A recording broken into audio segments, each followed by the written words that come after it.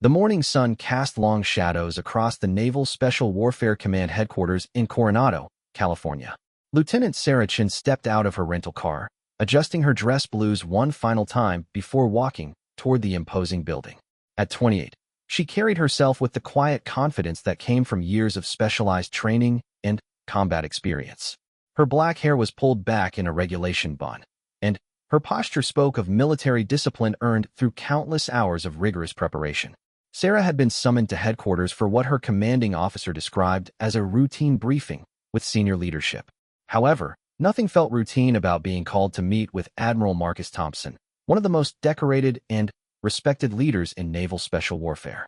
The Admiral's reputation preceded him, a tough, old-school officer who had climbed the ranks through decades of service, multiple combat deployments, and an unwavering commitment to traditional military values. As Sarah entered the building, she noticed the curious glances from other personnel. Being one of the few women in the special operations community, she had grown accustomed to standing out. Her presence in these halls was still relatively uncommon, despite the gradual integration of women into previously male-dominated roles within the military. She had worked twice as hard as her male counterparts to earn her position, and every achievement had come with additional scrutiny and higher expectations. The receptionist directed her to the third floor, where Admiral Thompson's office occupied a corner space overlooking the Pacific Ocean. The walls were lined with military memorabilia, photographs from various deployments, and commendations spanning a career that had taken him from the enlisted ranks to flag officer. Behind his imposing oak desk sat a man in his late 50s, with steel-gray hair and penetrating blue eyes that seemed to assess everything with military precision. Admiral Thompson looked up from his paperwork as Sarah entered, his expression neutral but curious. He had heard about Lieutenant Chun through official channels, her exceptional marksmanship scores, her successful completion of advanced sniper training, and her exemplary service record in overseas deployments. However, meeting her in person was different from reading reports and statistics. She appeared younger than he had expected, though her bearing and the confident way she carried herself spoke of someone far more experienced than her years might suggest. "Lieutenant Chun, please have a seat," the Admiral said, gesturing to one of the leather chairs positioned in front of his desk. His voice carried the authority of someone accustomed to being obeyed without question. "I've been reviewing your file, and I must say, it makes for interesting reading." Sarah settled into the chair, maintaining perfect posture and keeping her hands folded in her lap. "Thank you, sir. I appreciate the opportunity to meet with you today."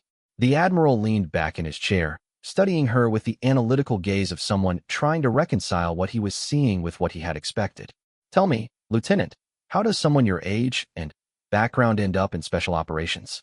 It's not exactly a traditional career path for most people, let alone someone in your demographic." There was something in his tone that Sarah recognized immediately. It wasn't outright hostility, but there was a subtle condescension, a questioning of her legitimacy in this role that she had encountered before.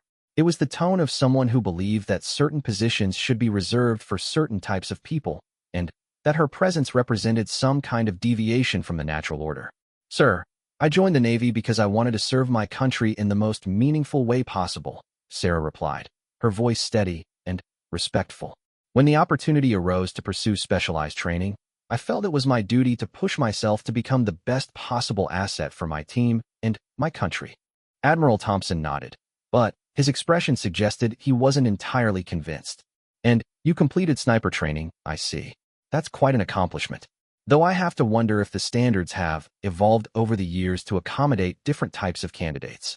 The implication was clear, and Sarah felt a familiar tightness in her chest. This wasn't the first time someone had suggested that her achievements were somehow diminished by her gender, that accommodations had been made to allow her to succeed where she otherwise might have failed. It was a narrative that followed many women in combat roles, the persistent suggestion that their success was artificial rather than earned. "Sir, I completed the same training as every other sniper in my class," Sarah said, maintaining her professional composure despite the growing irritation beneath the surface. "Same standards, same requirements, same evaluation criteria. My graduation was based on merit and performance, nothing else." The Admiral's expression shifted slightly, and Sarah could see him processing her response. There was something in his eyes that suggested he was testing her, probing to see how she would react to pressure and implicit challenges to her credibility. It was a familiar dynamic, one that many women in male-dominated fields learn to navigate carefully. Of course, he said after a moment. I'm sure you understand that in this community, we maintain the highest possible standards. There's no room for diversity initiatives or social experiments when lives are on the line. Sarah felt her jaw tighten at the barely veiled suggestion that her presence was part of some kind of social agenda rather than a recognition of her abilities.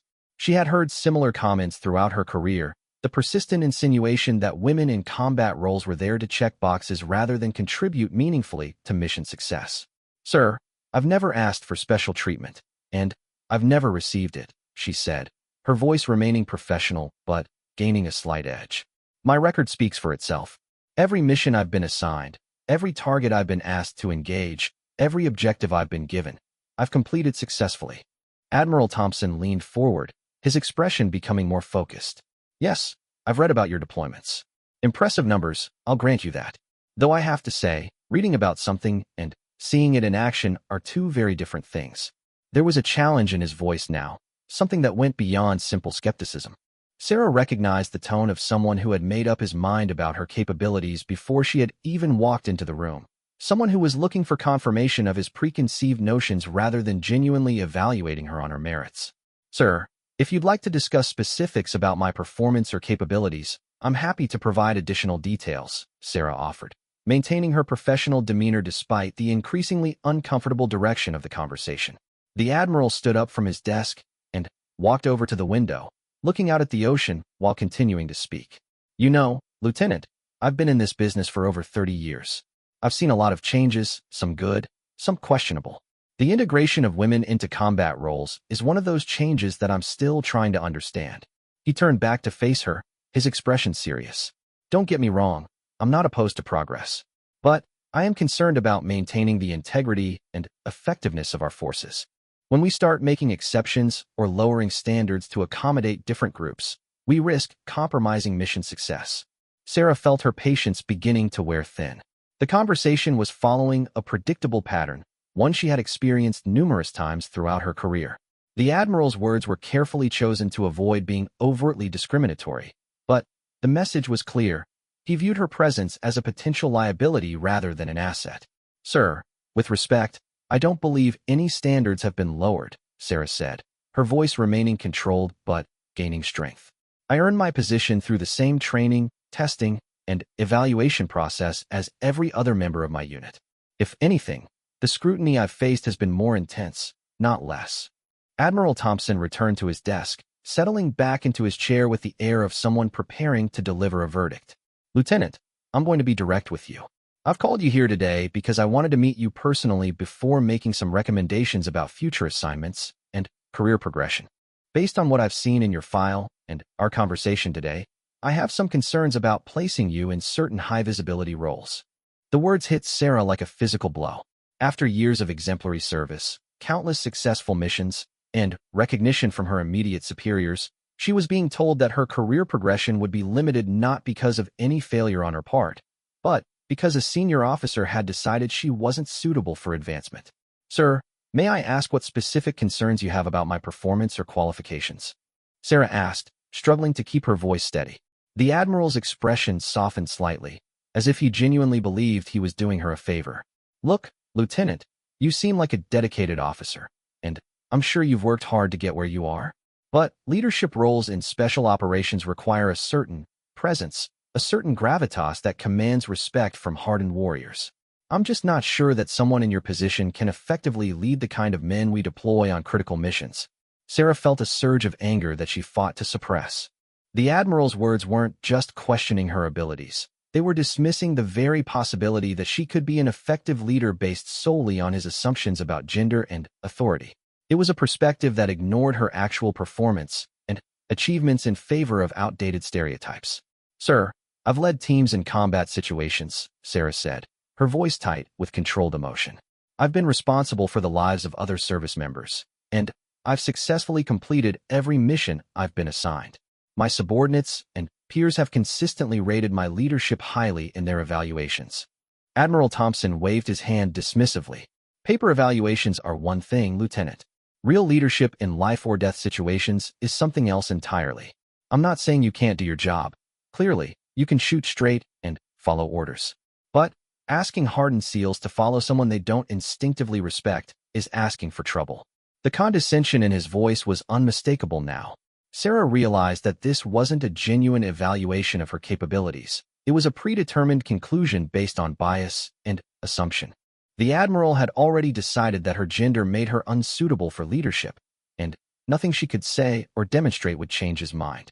Sir, I believe my record demonstrates my ability to earn respect through performance and leadership, Sarah said, making one final attempt to appeal to logic and evidence. The Admiral's expression hardened again. Lieutenant, I've made my decision. You're a competent soldier, but that's where it ends. I'll be recommending that you be assigned to support roles where your unique skills can be utilized without the complications that come with frontline leadership. Sarah felt the full weight of what was happening. Her career was being deliberately derailed not because of any failure on her part, but because a senior officer had decided that her gender made her inherently unsuitable for advancement. It was discrimination dressed up as professional judgment, bias masquerading as leadership wisdom. As she sat in that chair, facing an admiral who had just effectively ended her hopes for career progression, Sarah made a decision. She would not accept this judgment quietly. She would not allow her achievements to be dismissed or her potential to be limited by someone else's prejudices. Whatever it took, she would find a way to prove that his assessment was wrong. The meeting continued for several more minutes, with Admiral Thompson outlining his recommendations for her future assignments. All of them support roles that would effectively sideline her from the operational duties she had trained for and excelled at. Throughout his explanation, Sarah maintained her professional composure, but inside, her resolve was hardening. As the meeting concluded, Sarah stood and saluted properly, thanking the Admiral for his time with the same professional courtesy she had maintained throughout their conversation. But as she walked out of his office and down the hallway toward the exit, she was already planning her next move. The encounter with Admiral Thompson had revealed something important about the challenges she faced in her career. It wasn't enough to simply perform well and hope that merit would be recognized. There were gatekeepers in positions of power who would actively work to limit her advancement based on their own biases and assumptions. If she wanted to succeed, she would need to find ways to circumvent those obstacles and prove her worth so decisively that even the most skeptical critics would be forced to acknowledge her capabilities. Walking back to her car, Sarah felt a mixture of anger, frustration, and determination. The Admiral's words had been intended to diminish her, to convince her to accept a limited role and modest expectations. Instead, they had ignited something within her, a fierce determination to prove him wrong and to demonstrate that his assessment was based on prejudice rather than reality. Little did Admiral Thompson know that his dismissive attitude and condescending remarks had just motivated one of the military's most capable snipers to find a way to prove him spectacularly wrong. Sarah Chun was not someone who accepted defeat easily, and she certainly wasn't going to allow her career to be derailed by someone who had judged her based on assumptions rather than evidence. As she drove away from the Naval Special Warfare Command headquarters, Sarah was already formulating a plan. If Admiral Thompson wanted to see real leadership and exceptional performance, she would give him exactly that. In a way he would never forget. 3 weeks after her meeting with Admiral Thompson, Sarah found herself deployed to a forward operating base in eastern Afghanistan. The assignment was exactly what the Admiral had recommended, a support role that would keep her away from frontline combat operations. She had been assigned as a training consultant, tasked with working with Afghan National Army snipers to improve their marksmanship and tactical awareness. The irony wasn't lost on her. While Admiral Thompson had questioned her ability to lead American special operators, the military was perfectly comfortable with her teaching foreign soldiers the same skills he had deemed her incapable of demonstrating in leadership roles. It was a clear indication that the limitations placed on her career had nothing to do with her actual capabilities and everything to do with institutional bias. The forward operating base was a dusty collection of temporary structures surrounded by concrete barriers and razor wire. It sat in a valley surrounded by rocky hills that provided excellent vantage points for enemy observation and attack. The base housed a mixed collection of American advisors, Afghan military personnel, and support staff, all working together in the challenging environment of an active combat zone. Sarah's quarters were Spartan, a small room in a prefabricated building that she shared with 2 other female officers. Her roommates were both logistics specialists who had been assigned to manage supply chains, and equipment distribution.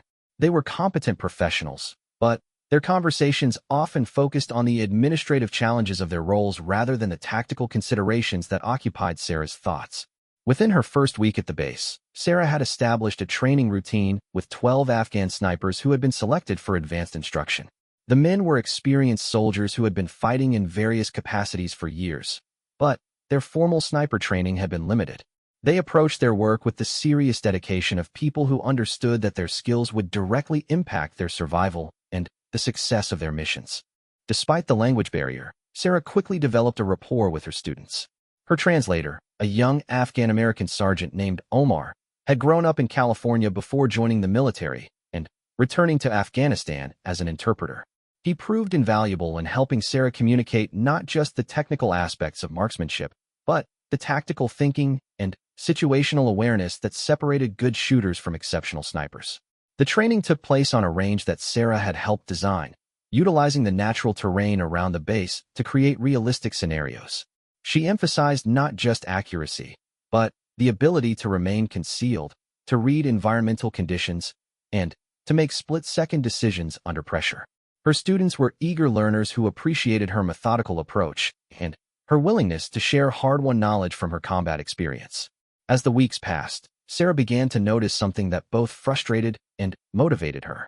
Reports from her training sessions were being forwarded up the chain of command, and she was receiving recognition for the improvements in her students' performance. Several of the Afghan snipers had successfully applied their new skills in combat operations, resulting in successful missions and saved lives.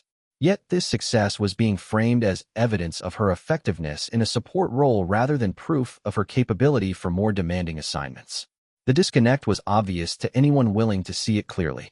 If Sarah could successfully train foreign soldiers to operate effectively in combat, if she could analyze tactical situations and develop training programs that produced measurable results, then the skills required for leadership in special operations were clearly within her capabilities. However, the institutional perspective seemed determined to maintain the fiction that these accomplishments somehow didn't translate to other roles. One evening, while reviewing after-action reports from recent operations, Sarah was approached by Major David Rodriguez, the base's operations officer. Rodriguez was a career infantry officer who had been deployed to Afghanistan multiple times and had developed a reputation for pragmatic leadership and tactical innovation. He had been observing Sarah's work with interest and had come to respect her professional competence. "Lieutenant Shun, do you have a minute?" Rodriguez asked, settling into a chair across from her desk in the small office that served as their informal meeting space. "Of course, sir. What can I do for you?" Sarah replied, setting aside the reports she had been studying. Rodriguez leaned forward, his expression serious. "I've been watching your work with the ANA snipers, and I have to say, I'm impressed. The improvement in their performance has been remarkable, and it's having a real impact on operations in our sector." Sarah appreciated the recognition, but she sensed there was more to this conversation. "Thank you, sir. The students have been very motivated, and they're applying what they learn effectively in the field." "That's exactly what I wanted to talk to you about," Rodriguez continued. "We've got a situation developing that I think could benefit from your expertise, but it's going to require stepping outside your current assignment parameters." Sarah felt a spark of interest. Any opportunity to apply her skills in a more operational capacity was worth exploring, even if it meant taking on additional risks or responsibilities. Rodriguez pulled out a map and spread it across the desk. "We've been tracking a high-value target in this area," he said, pointing to a region about 30 kilometers from their base. "Intelligence indicates it's a Taliban commander who's been coordinating attacks on coalition convoys and Afghan government facilities. We've had several opportunities to take action, but the terrain and tactical situation have made it extremely difficult." He traced a finger along several marked positions on the map. "The target moves between 3 different compounds, all of which are heavily defended and positioned in areas that make conventional assault extremely costly. What we need is someone who can establish an overwatch position and provide precise, long-range engagement capability." Sarah studied the map, immediately beginning to analyze the tactical challenges. The terrain was mountainous, with limited approach routes and numerous positions where enemy fighters could establish defensive positions. Any successful operation would require exceptional marksmanship, careful planning, and the ability to operate independently in hostile territory. "Sir, What makes this different from previous attempts? Sarah asked, wanting to understand the full scope of what was being proposed. Rodriguez's expression became more intense. Previous attempts have relied on Afghan forces with limited training and equipment. Frankly, they don't have the skill set required for this type of precision operation. We need someone with advanced training, combat experience, and the ability to operate independently under extreme pressure. The implication was clear. Rodriguez was suggesting that Sarah take on a mission that would require exactly the kind of skills and leadership capabilities that Admiral Thompson had questioned. It was an opportunity to prove her worth in the most direct way possible, by successfully completing a high-stakes mission that others had been unable to accomplish. "Sir, I appreciate your confidence in my abilities," Sarah said carefully. "But I should point out that my current assignment doesn't include operational duties of this nature." Rodriguez nodded. "I understand the complications, Lieutenant. But sometimes circumstances require us to adapt our approaches. This target has been responsible for the deaths of coalition personnel and Afghan civilians. If we can eliminate him, it will significantly improve security in this entire region." Sarah felt the weight of the decision before her. Accepting this mission would mean going beyond her assigned role and taking on responsibilities that could have significant career implications. If the mission succeeded, it might provide the kind of clear demonstration of capability that could counter Admiral Thompson's negative assessment. If it failed, it could confirm his doubts and potentially end her career. "What kind of support would be available?" Sarah asked, indicating that she was seriously considering the proposal. Rodriguez's expression showed relief that she hadn't immediately declined. "We can provide intelligence, logistics, and extraction support. Omar has volunteered to serve as your spotter and communications link. The mission would be planned and executed under my authority, with full backing from the base commander." Sarah appreciated that Rodriguez was willing to take responsibility for the operation, which would provide some protection from potential repercussions. However, she also understood that ultimate responsibility for success or failure would rest with her performance in the field. Over the next several hours, Sarah and Rodriguez worked through the tactical details. The operation would require her to establish a concealed position approximately 800 meters from the target area, maintain surveillance until the high-value target appeared, and then make a precise shot that would eliminate him without alerting his security detail. The margin for error was minimal, and the consequences of failure would be severe. As they planned, Sarah found herself thinking about Admiral Thompson's words. He had suggested that she lacked the gravitas and presence required for leadership in special operations. Here was an opportunity to demonstrate that those assessments were wrong, that her capabilities extended far beyond what he had been willing to acknowledge. The following morning, Sarah began intensive preparation for the mission. She studied satellite imagery, weather patterns, and intelligence reports about the target's movement patterns and security arrangements. She tested her equipment extensively, ensuring that every component of her gear would function perfectly under the extreme conditions she would face. Working with Omar, she developed communication protocols and contingency plans for various scenarios. Sarah realized that this mission represented far more than just another operational assignment.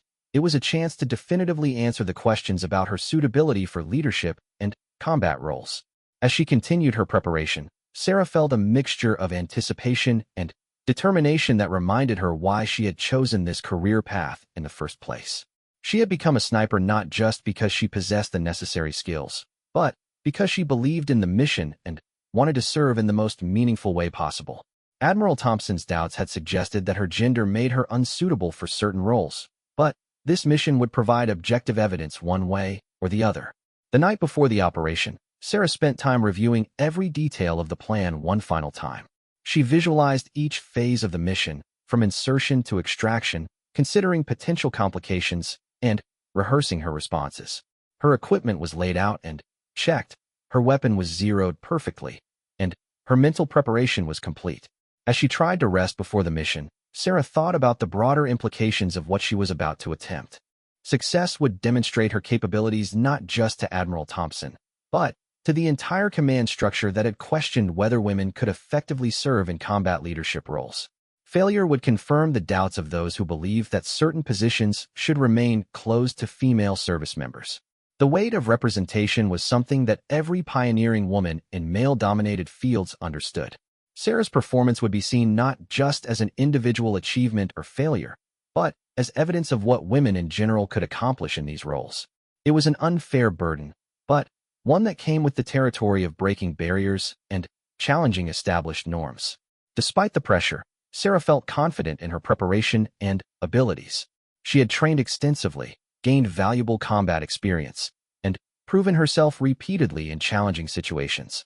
Whatever happened during the mission, she would know that she had given her best effort and applied all of her skills and knowledge to the task. As dawn approached and the time for insertion drew near, Sarah made final checks of her equipment and reviewed the mission timeline one last time. In a few hours, she would have the opportunity to prove definitively that Admiral Thompson's assessment had been wrong, that her capabilities extended far beyond what he had been willing to acknowledge. The mission ahead would be dangerous and challenging, but it would also provide the kind of clear, objective demonstration of capability that no amount of bias or prejudice could dismiss. Sarah was ready to show Admiral Thompson and anyone else who doubted her that she belonged in special operations, not as a token or social experiment, but as a skilled and capable warrior who could accomplish any mission assigned to her. The pre-dawn darkness was absolute as Sarah and Omar made their way through the rocky terrain toward their objective. They had been moving for 3 hours, following a carefully planned route that would bring them to their overwatch position while avoiding known enemy patrol areas and observation posts. Both operators carried full combat loads, with Sarah's precision rifle system and Omar's spotting equipment representing the specialized gear that would make their mission possible. The terrain was challenging, consisting of loose rock, steep inclines, and narrow paths that required careful navigation in the darkness. Sarah had memorized the route during her planning phase, but moving through it under operational conditions required constant attention to both navigation and noise discipline. Every step had to be placed carefully to avoid dislodging rocks or creating sounds that might alert enemy sentries. Omar proved to be an excellent partner, matching Sarah's pace and maintaining the tactical awareness necessary for their successful insertion. His experience operating in Afghan terrain was evident in the way he moved and his ability to anticipate obstacles before they became problems. The partnership was working exactly as they had hoped during their training exercises. As they approached their final objective, Sarah began the careful process of selecting their exact firing position. The location needed to provide clear lines of sight to all 3 compounds where intelligence indicated the target might appear, while also offering concealment from enemy observation and covered routes for extraction if the mission was compromised. After careful analysis of the available positions, Sarah selected a spot among a cluster of large boulders that would provide both protection and concealment. The position offered excellent visibility across the target area, with multiple shooting lanes and good background that would help break up their silhouettes. Equally important, it provided several different routes they could use to withdraw from the area after completing their mission. The process of establishing their hide position required meticulous attention to detail. Sarah and Omar worked quietly to arrange their equipment and create a position that would allow them to remain concealed for an extended period while maintaining the ability to engage targets accurately. Every piece of gear was positioned for optimal function, and both operators settled into positions that they could maintain comfortably for several hours. As the sun began to rise, Sarah used her scope to conduct a detailed reconnaissance of the target area. The 3 compounds were exactly as described in the intelligence briefings, but seeing them directly allowed her to confirm ranges, identify potential complications, and finalize her engagement plan. Each building was surrounded by walls and defensive positions, with guards visible at various points around the perimeters. Omar established communication with their base station, confirming their position and reporting that they were prepared to begin surveillance operations. The response was immediate. Intelligence had indicated that their target might appear at any of the 3 locations within the next 6 hours, and they were authorized to engage when the opportunity presented itself. The waiting period that followed was a testament to the patience and discipline required for sniper operations.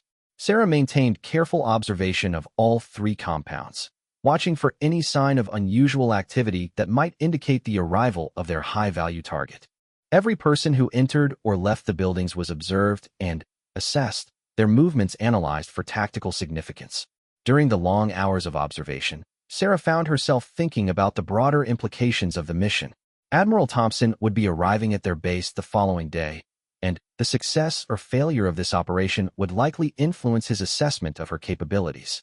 It was an opportunity to provide objective evidence that would counter his skeptical evaluation of her potential. Around midday, Omar detected unusual activity at the central compound. Several vehicles had arrived simultaneously, and the number of guards around the building had increased significantly. Through her scope, Sarah could see men taking defensive positions and establishing what appeared to be a security perimeter around the main building. Target building showing increased activity, Omar reported quietly through their communication system. Multiple vehicles, additional security personnel. Recommend maintaining heightened surveillance. Sarah adjusted her scope and began more intensive observation of the compound. The pattern of activity was consistent with intelligence reports about how their target typically traveled, with significant security precautions and in vehicles that would allow rapid departure if necessary. However, she still needed positive identification before she could engage. The breakthrough came approximately 2 hours later when a man emerged from the main building and began speaking with several of the guards.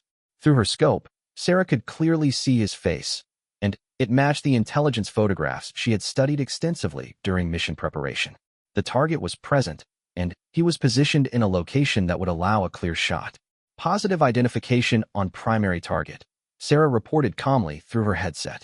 Target is visible, range 830 meters, wind conditions favorable. The response from base came immediately. You are cleared to engage. Repeat, you are cleared to engage. Sarah began her final preparations for the shot. She checked her scope settings, confirmed wind speed and direction, and calculated the precise adjustments needed for the range and environmental conditions. The target was standing in conversation with several other men, presenting a clear profile that would allow for a precision shot. The moment required absolute focus and precision. Sarah controlled her breathing, settled into her shooting position, and aligned her crosshairs on the target. Years of training and combat experience had prepared her for this moment, and every aspect of her preparation came together as she prepared to squeeze the trigger. The shot broke cleanly, and through her scope Sarah could immediately see the impact. The target dropped instantly, and the security personnel around him immediately began looking for the source of the shot while providing medical attention. However, the range and concealment of Sarah's position meant that their location remained undetected. Target down, one shot, positive effect, Sarah reported through her communication system. The professional calm in her voice reflected years of training and experience, but internally, she felt the satisfaction that came with successfully completing a challenging mission. Omar was already preparing their extraction, monitoring radio communications to determine if their position had been compromised, and ready to guide their withdrawal from the area. The security response at the target compound was immediate and intensive, with guards taking defensive positions and vehicles beginning to move in search patterns. Sarah quickly secured her equipment and began the process of withdrawing from their position. The extraction route had been carefully planned to take advantage of terrain features that would conceal their movement while providing multiple options if they encountered enemy forces. Every step of their withdrawal was conducted with the same tactical discipline they had used during insertion. The movement back to their extraction point took nearly 4 hours, with Sarah and Omar following a route that avoided the areas where enemy forces were conducting their search. Their operational security had been perfect throughout the mission, and they reached their pickup location without any sign of pursuit or compromise. The helicopter extraction was conducted with military precision, with the aircraft spending minimal time on the ground before departing the area.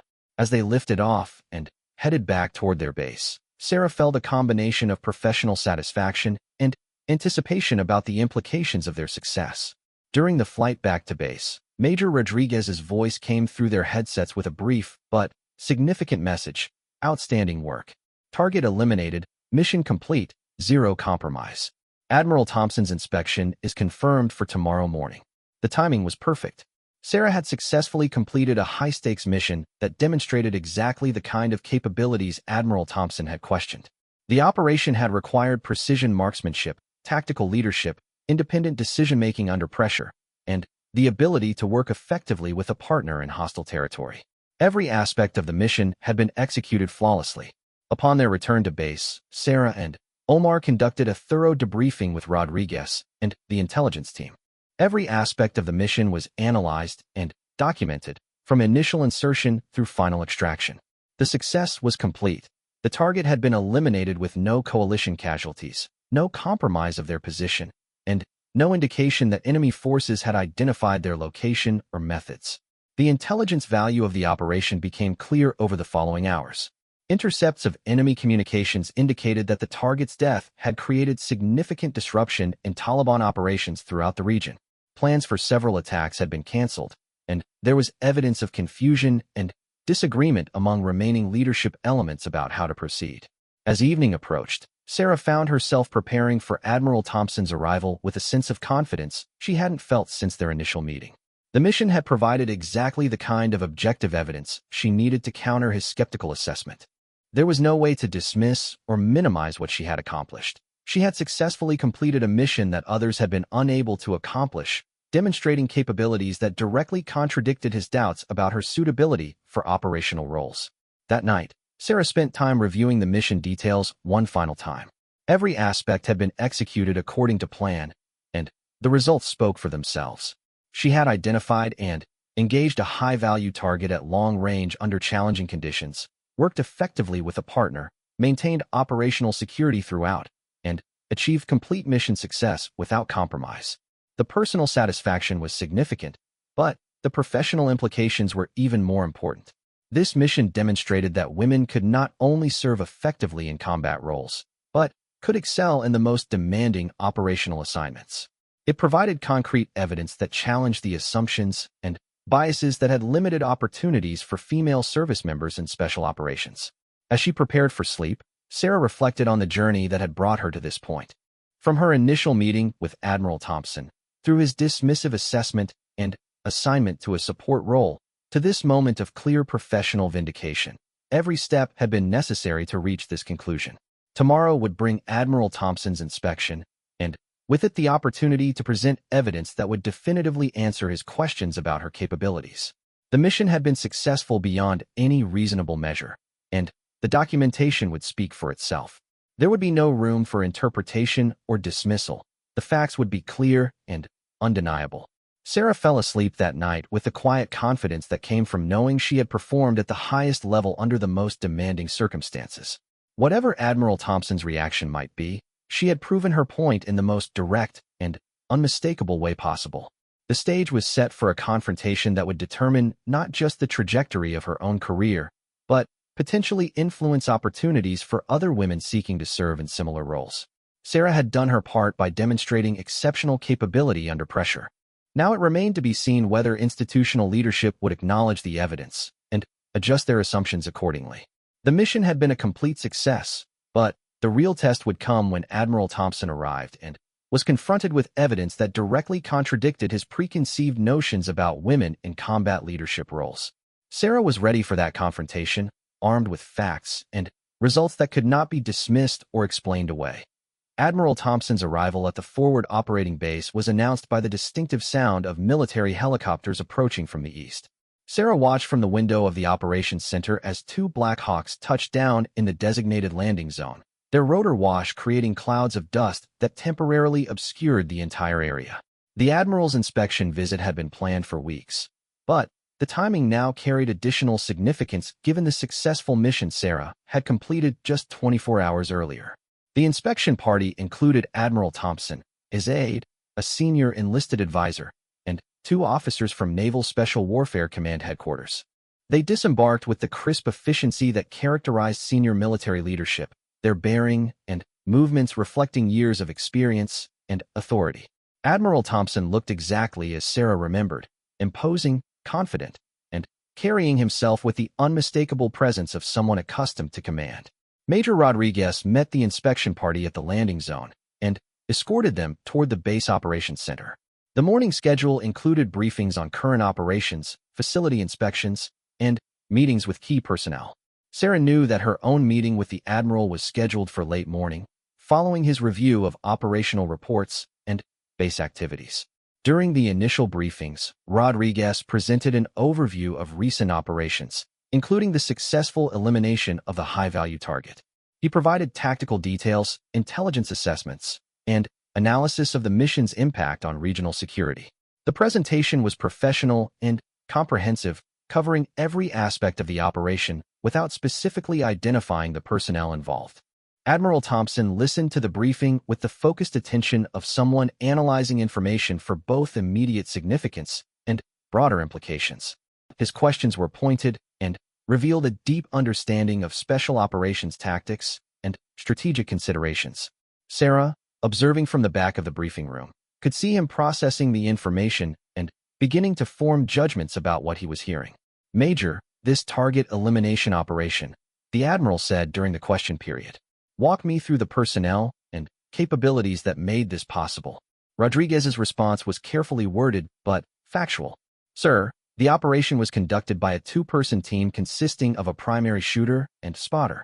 Both personnel possess advanced training and extensive combat experience. The mission required precision marksmanship at extended range, independent operation in hostile territory, and flawless execution under pressure." Admiral Thompson nodded, but Sarah could see him making assumptions about the composition of the team. His follow-up questions focused on tactical details and equipment capabilities, but avoided asking specifically about the identities of the operators involved.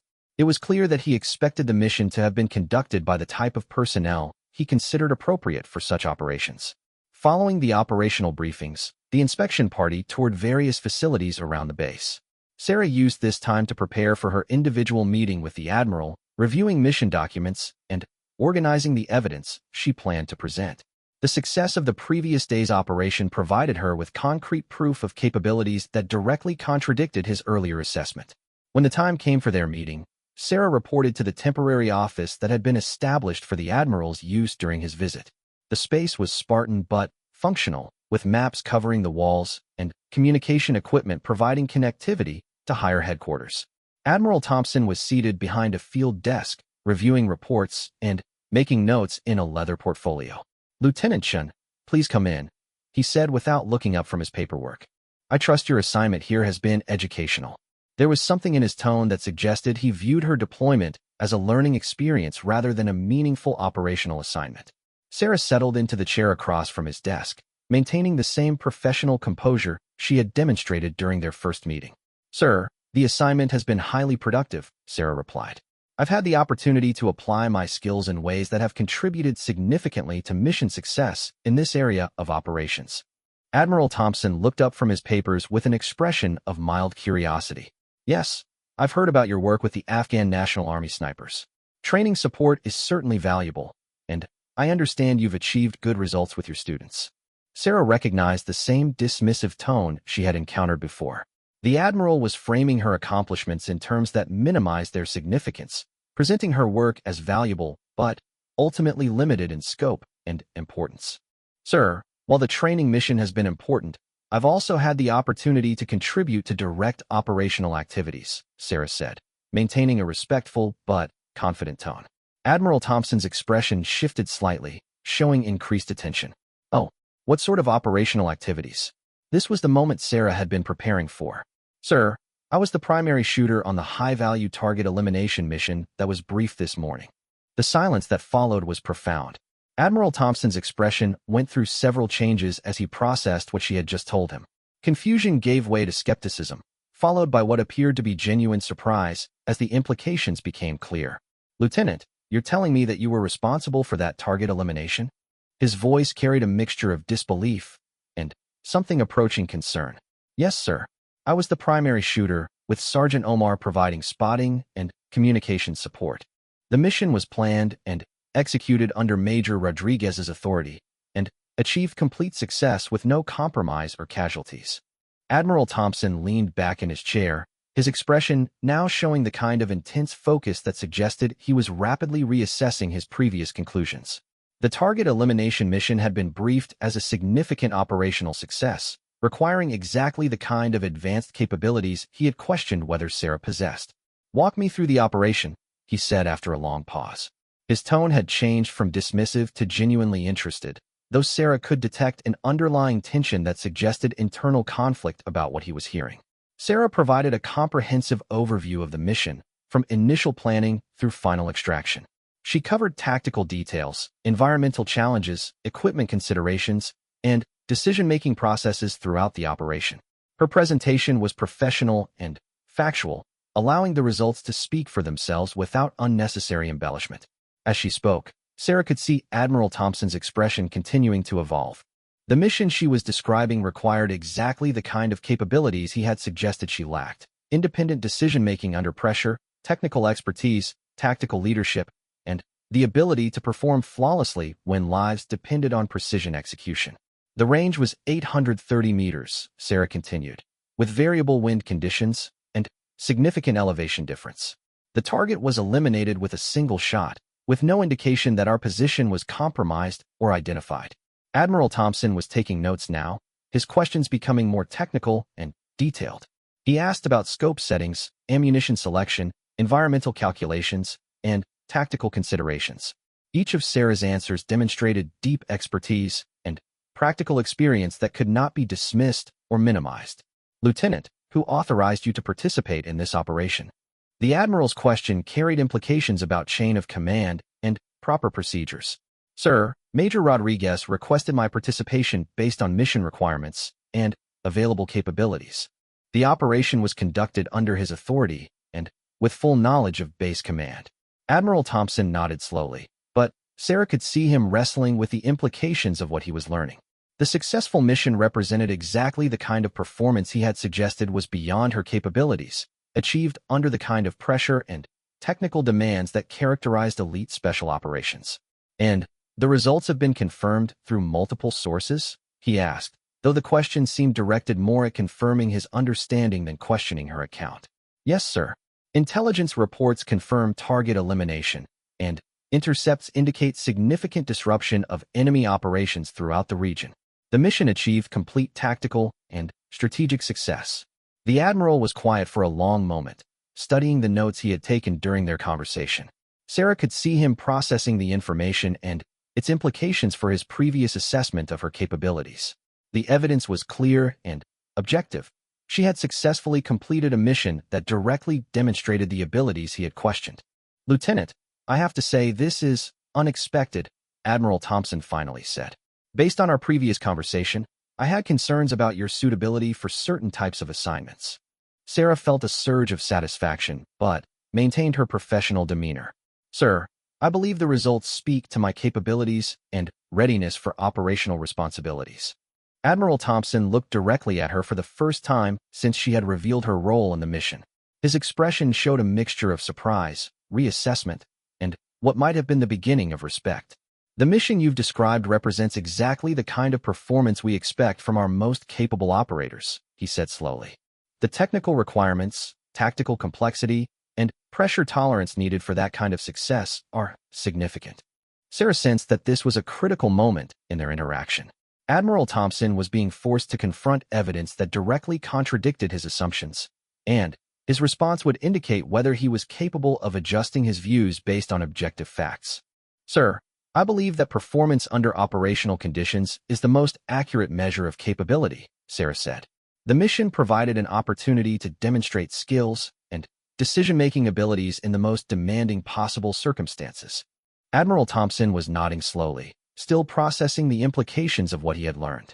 The successful mission had not just demonstrated Sarah's technical capabilities, it had proven her ability to operate independently, make critical decisions under pressure, and achieve results that had significant strategic impact. "Lieutenant, I need to ask you something directly," the Admiral said, his tone becoming more serious.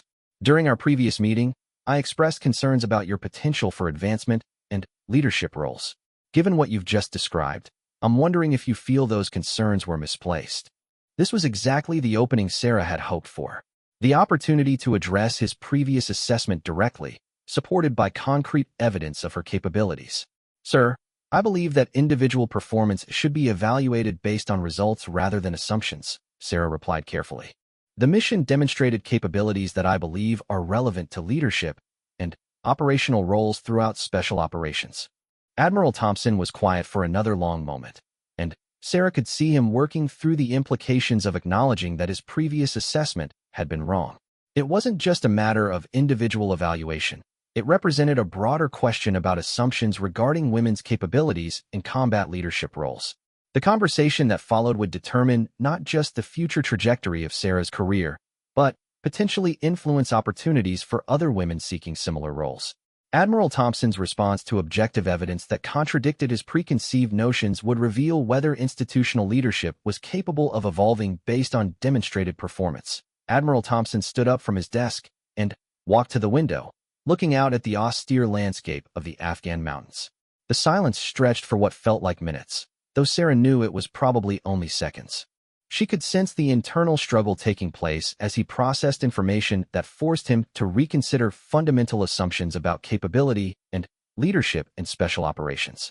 When he finally turned back to face her, Admiral Thompson's expression had undergone a subtle but significant transformation.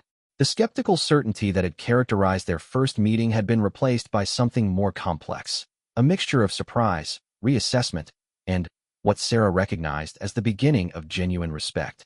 "Lieutenant Shun," he said slowly, "I owe you an apology." The words seemed to surprise him as much as they did Sarah.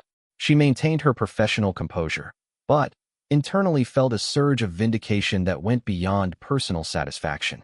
This was about more than just her individual career. It represented a potential breakthrough in how institutional leadership viewed women's capabilities in combat roles. "Sir, I appreciate that," Sarah replied carefully. "But what matters most is ensuring that performance and capability are evaluated accurately and fairly." Admiral Thompson returned to his chair, but his entire demeanor had changed.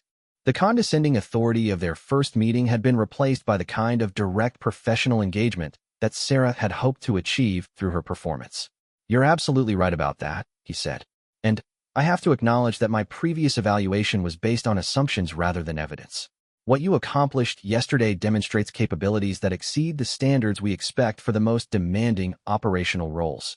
Sarah felt a moment of professional triumph, but she also recognized the broader implications of what was happening. Admiral Thompson's willingness to acknowledge his error and revise his assessment based on objective evidence suggested the possibility of real institutional change. "Sir, I believe that individual performance should always be the primary criterion for evaluating potential and suitability for advancement," Sarah said. "The mission provided an opportunity to demonstrate capabilities under the most demanding possible circumstances." Admiral Thompson nodded, and Sarah could see him working through the implications of what he was acknowledging. "Lieutenant, the technical precision required for that shot, the tactical planning, the ability to operate independently under pressure, these represent exactly the capabilities we look for in our most advanced operators." The conversation was moving in a direction that Sarah had hoped for but hadn't dared to expect.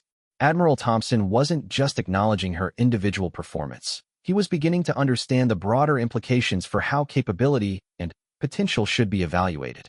"More importantly," the Admiral continued, "what you've demonstrated challenges some fundamental assumptions I've held about leadership and combat effectiveness. I've spent my career believing that certain intangible qualities were necessary for success in these roles, but you've proven those assumptions wrong." Sarah sensed that this was a critical moment that could influence not just her own career trajectory, but potentially impact opportunities for other women in similar positions. The Admiral's willingness to examine and revise his own biases suggested the possibility of meaningful institutional change. "Sir, I believe that performance speaks louder than any other factor," Sarah said. "The mission succeeded because of preparation, skill, and execution under pressure, qualities that aren't limited by gender or background." Admiral Thompson was taking notes again, but now his attention seemed focused on understanding rather than evaluating. "Walk me through your career progression again, Lieutenant. I want to understand how someone develops the capabilities you demonstrated yesterday." Sarah provided a comprehensive overview of her training, experience, and professional development. She covered her military education, specialized courses, combat deployments, and the continuous learning process that had prepared her for increasingly demanding assignments. Her presentation emphasized the systematic development of skills and knowledge rather than any inherent talents. As she spoke, Admiral Thompson asked detailed questions about training methodologies, evaluation standards, and performance metrics. His questions revealed a genuine interest in understanding how exceptional capability was developed and maintained, rather than simply testing her knowledge or credentials. "The precision required for that shot," he said at one point, "that's not something that can be achieved without extensive training and natural ability. The combination of technical skill and performance under pressure is rare in any population." Sarah appreciated the recognition, but she also wanted to ensure that the broader implications weren't lost. Sir, I believe those capabilities can be developed by anyone with sufficient dedication, proper training, and opportunities to apply their skills in challenging situations. The Admiral paused, and Sarah could see him considering the implications of her statement. The suggestion that exceptional performance could be developed rather than being limited to certain demographic groups challenged assumptions that went beyond military operations. Lieutenant, I have to ask you something directly, Admiral Thompson said. In your opinion, how many other women in the military possess the potential to develop similar capabilities given appropriate opportunities? The question revealed that he was beginning to think beyond just her individual case toward broader policy implications. Sarah recognized the importance of her response. It could influence decisions about opportunities and career progression for many other women. Sir, I believe potential exists throughout the military, regardless of gender, Sarah replied carefully. What matters is identifying individuals with the necessary motivation, providing them with proper training, and giving them opportunities to prove their capabilities through performance. Admiral Thompson was nodding slowly, his expression suggesting that he was working through complex policy considerations. The conversation had moved far beyond a simple performance evaluation toward fundamental questions about how the military identified and developed talent. The mission you completed, he said after a moment, it wasn't just about marksmanship. It required tactical planning, decision-making under pressure, leadership coordination with your spotter, and the ability to operate independently in hostile territory. These are exactly the capabilities we need in senior operational roles. Sarah felt a growing sense of optimism about where the conversation was heading. Admiral Thompson seemed to be genuinely reconsidering not just his assessment of her individually, but his broader assumptions about women's potential in combat leadership roles. Sir, I believe those capabilities can be developed and demonstrated by anyone who meets the performance standards, Sarah said. What matters is ensuring that opportunities are available and that evaluation is based on results rather than assumptions. The Admiral was quiet for a long moment, apparently working through the implications of what he was acknowledging. When he spoke again, his tone carried a weight that suggested he understood the broader significance of their conversation. Lieutenant Chun, I need to tell you something. When I recommended that you be assigned to support roles rather than operational positions, I believed I was making a decision based on realistic assessment of capabilities and limitations. I was wrong. The admission was significant, but Sarah sensed there was more coming. Admiral Thompson's expression had become serious in a way that suggested he was preparing to make commitments that went beyond their individual interaction. More than that, he continued, I now realize that my assumptions were preventing the military from fully utilizing available talent and capabilities. That's not just unfair to individuals like you. It's a strategic mistake that weakens our overall effectiveness. Sarah felt a surge of satisfaction that went beyond personal vindication. The Admiral was acknowledging not just her individual capabilities, but the broader principle that talent and potential should be evaluated without regard to demographic assumptions. Sir, I appreciate your willingness to reconsider these issues, Sarah said. What matters most is ensuring that the military can identify and utilize the best possible talent for every role. Admiral Thompson stood up and extended his hand to Sarah, a gesture of professional respect that marked a fundamental shift in their relationship. Lieutenant, I want to make you an offer. I'd like to recommend you for advanced leadership development and consideration for roles that match your demonstrated capabilities. The offer represented exactly the kind of career progression that had been foreclosed by his earlier assessment. More importantly, it suggested that he was prepared to actively support rather than obstruct her professional development. Additionally, the Admiral continued, I'd like your input on how we can better identify and develop similar capabilities in other personnel. Your perspective on training, evaluation, and career development could be valuable for improving our overall effectiveness. Sarah felt a moment of profound satisfaction. The conversation had evolved from defending her capabilities to being asked to contribute to institutional improvement. It represented the kind of recognition and opportunity she had hoped to achieve through exceptional performance. As their meeting concluded, Admiral Thompson made one final statement that revealed the full extent of how his perspective had changed. Lieutenant, I came here with concerns about standards and effectiveness. You've shown me that my real concern should have been about ensuring that we're identifying and utilizing all available talent effectively. The transformation was complete. Admiral Thompson had moved from questioning her capabilities to recognizing her as a valuable asset whose perspective could contribute to institutional improvement. The successful mission had provided the objective evidence needed to overcome bias and assumptions, demonstrating that performance under demanding conditions was the most accurate measure of potential. Walking back to her quarters after the meeting, Sarah felt a satisfaction that went beyond personal achievement. She had proven her capabilities in the most direct way possible, but, more importantly, she had helped an influential leader recognize and address his own biases. The implications extended far beyond her individual career to potentially impact opportunities for many other women in similar positions. The tattoo on her forearm, a small commemorative design marking her completion of sniper training, had remained hidden throughout both meetings with Admiral Thompson. It served as a personal reminder of her journey and achievements, but the real proof of her capabilities had come through performance rather than symbols. As she reflected on the day's events, Sarah realized that she had accomplished something more significant than just completing a difficult mission. She had demonstrated that excellence could come from unexpected sources, and that institutional assumptions needed to be continuously tested against objective evidence. The Admiral's transformation from skeptic to advocate represented a victory not just for her personally, but for the principle that capability and potential should be evaluated based on performance rather than preconceptions. It was a reminder that changing minds required more than arguments. It demanded exceptional performance that could not be dismissed or explained away. Sarah's story was far from over, but this chapter had established a foundation for continued advancement and the opportunity to help others follow similar paths. The mission had been successful, but its greatest impact would be measured in the opportunities it created for future generations of women seeking to serve in demanding operational roles.